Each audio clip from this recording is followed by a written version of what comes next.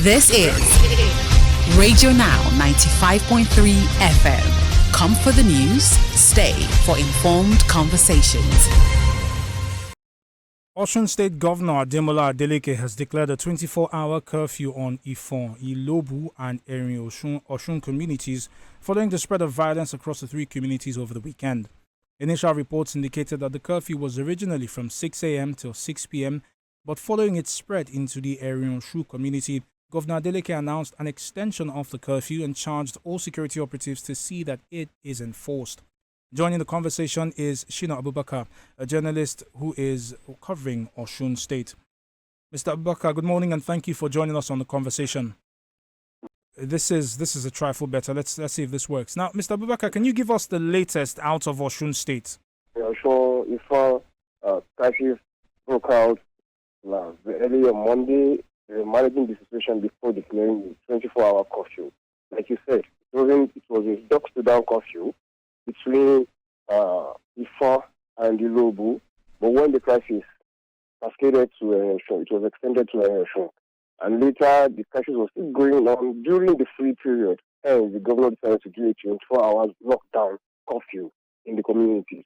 And hopefully today, the governor will go on a spot assessment of the damages that occurred in the three communities today, probably by 10 a.m. to ascertain the situation. And also, before today, he had earlier summoned the meeting of the traditional rulers and issue a stand warning that a repeat of any of such violent crises in the community will end any of the monarchs is suspension. So, that is the situation that we're in. Can you take us back to the start of the crisis? What exactly triggered it? Yes, the crisis has been on for decades. It's about land between Ifon and Ilobu community on one hand, and Ilobu and community on the other hand. Remember, Ilobu and Erin are in the same airport of local government, while Ifon is in its own local government called Ungulu local government. However, they are neighbors, very close neighbors. You hardly can demarcate the boundary between these three communities because they've moved into each other. The crisis has always been very persistent between Ilobu and Ifon being the most closest community and Ilobu being an expanding community, has expanded into areas that Ifon originally claimed to be the owners. And Ilobu is also claiming to own those areas. Part of those areas are called Ganga, African, and so many other very rural communities that are used for farming.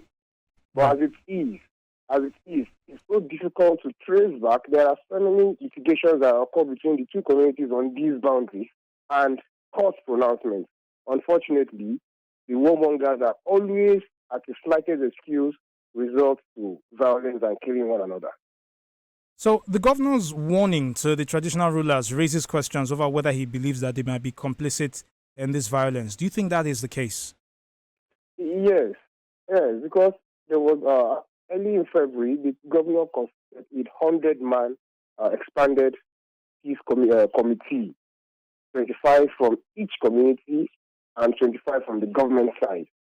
On the inauguration of that committee, no traditional ruler among the three communities was present at this inauguration, which raises the question as to the sincerity of these traditional rulers to bring the battle or the violence to an end. Now, while the committee was inaugurated, a side, particularly Ilobu, expressed his dissatisfaction with the concern of the committee. Hence, they had to suspend the sitting until those issues were resolved. So, this moment that I'm talking to you, the committee has not been able to conclude its sitting before the outbreak of this fresh crisis. Remember, in the last 18 months, this crisis has been reoccurring for 8 different times within 18 months. 8 different times on this same issue, on this same land, and mostly between Ifon and Ilobu. And the two monarchs have always blamed one another. They are the ones pulling people around. Remember, this particular time, it is mercenaries that came into the town and burning of properties. Very massive. Just to hone in on that point a little bit, with the acknowledgement that it is essentially mercenaries, as you described them, who are responsible for the latest bit of violence, have the security agencies, the police, or any of the other security agencies in the area confirmed an arrest of any sort? Yes, so yesterday, we put a call through to the police public relations officers. He has not been able to confirm the arrest of anyone. In fact, the police have not even been able to confirm the number of casualties, except the ones that the two communities have been telling the media that we have certain number of casualties here, we have certain number of casualties here. The police said it's still investigating. And hopefully by today, when the governor, and I believe with the security chiefs, go on the spot assessment, we'll be able to have more facts on the development. Right. So let's talk about this on the spot assessment. You also said that the governor will be carrying it out today. Yes. Is there any indication that he might relax the curfew anytime soon? I don't think so, because before the curfew is declared on March, towards the end of February, he relaxed it due to Ramadan on March 4. Immediately after relaxing that curfew, the new fresh crisis broke out. So for now, I think... Lagos, Nigeria, we do apologize. There's been a break in our connection with Shina Abubakar. He is a journalist in Osun State, and he joined us this morning to speak on the 24-hour curfew that has been instituted across 3 communities in Osun State due to widespread violence. The communities Ifon, Ilobu and Erin-Osun are neighboring communities, and as reports indicated at first, that violence began between Ifon and Ilobu, and then eventually and eventually spread to the Erin-Osun communities. Now, it is hoped that after the governor's assessment, we might get a sense of what happens next. But we are rejoined by Shina Abubakar. Mr. Abubakar, thank you for rejoining us. You were speaking as to the governor carrying out an on-the-spot assessment and whether he might relax the curfew anytime soon. Yes, I'm saying I don't think the governor will relax the curfew. Those in government have learned their lesson. Because after relaxing the curfew that was declared sometime in February, early in March, because the government believes this is gradually returning, that this fresh crisis broke out. And I must tell you, it was massive. The burning of houses was massive. The shooting, the sporadic shooting, even the neighboring communities like Okini and Co. at night complained about these shootings that goes on in that place at night. So I don't think the government or governor will relax the curfew anytime soon.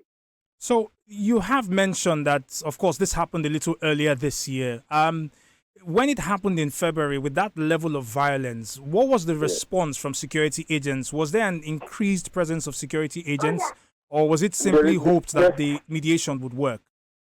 There is no increase of security, even now. Like the spokesperson to the Olufa of Ifon complained about the number of security deployed to the place. He said it is the same number of security that they shout through, that Ilobu also shouts through. That means they have to move from one community to another if they heard of any crisis. But I believe after the meeting with the security chiefs or the security commanders in the state, more military guys will have been drafted into the community. And that's also, we're going to confirm that this morning when we get to the towns. That is particularly strange, given the fact that Governor Adeleke said that, or Governor Adeleke's charged the security agencies involved talking to the police, the military, as well as some of the other security outfits. He did mention, the statement rather, mentioned the NDLEA and NAFDAC. With all these security agencies mentioned, you are saying that there hasn't been an increase in the actual presence on ground of security agents. That is according to the claims of the CPS to the Olufa before that's Mr. Akib Adekunle. He said specifically that they are rationing the number of security operatives between Ifa and Ilobu. This is a community that I don't even know how to give you the borderline. It's just, it hardly can define its borders. It cascades into one another. The 3 communities cascade into one another. That you can hardly differentiate where are the borderlines, where are the boundaries between them, except for probably rivers that are crossed by major highways for that. However, also remember there are divisional police headquarters in these two towns. In Ilobu, there is a divisional police headquarters. In Ifon, there is a divisional police headquarters. And whenever the crisis is coming up gradually, the two communities do claim of reporting incidents of attacks to the police, and the police will tell you they can't go into those villages to look at that. While from the Ifon side, they said the police that went into the area to try and resolve the issues are also shot at. So that's to tell you the magnitude of what is going on within the area, within the remote communities in those areas. Mr. Abubakar, thank you very much for joining us on the conversation. Shina Abubakar is a journalist in Osun State who joined us this morning to speak on the 24-hour curfew declared by Governor Ademola Adeleke of Osun State, and it covers Ifon, Ilobu and Erin-Osun communities where violence was reported over the weekend, a violence which spread from Ifon and Ilobu into the Erin-Osun community. It is a repeat of a similar incident that occurred back in February, and as we have heard this morning, it appears to be connected with a dispute over land. This is Radio Now 95.3 FM. Come for the news, stay for informed conversations.